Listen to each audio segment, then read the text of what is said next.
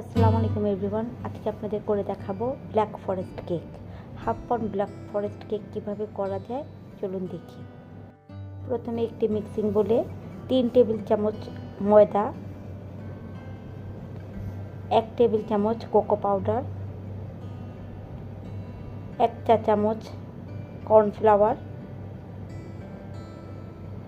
Half চামচের একটু কম baking powder, 1.5 চা চামচ গুঁড়া দুধ সব এখন মিক্স করে নিব। এখন চেলে নিব।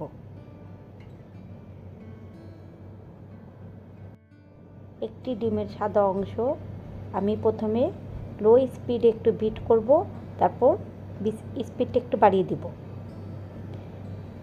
কিছুটা ফোম হলে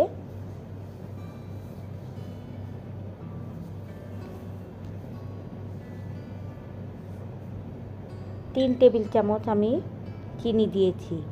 চিনিটা একবারে দিব না, অল্প অল্প করে দিব আর বিট করব।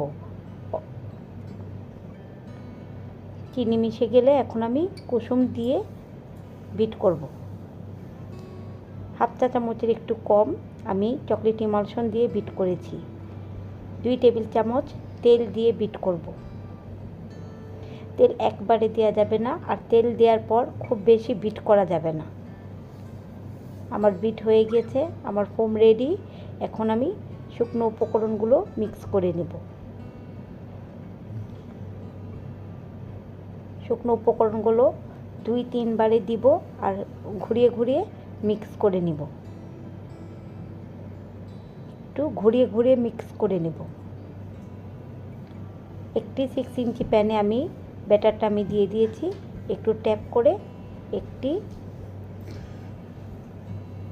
কাঠি দিয়ে একটু ঘুরিয়ে ঘুরিয়ে 180 ডিগ্রিতে আমি 20 মিনিটের জন্য বেক করে নেব। আমার হয়ে গেছে।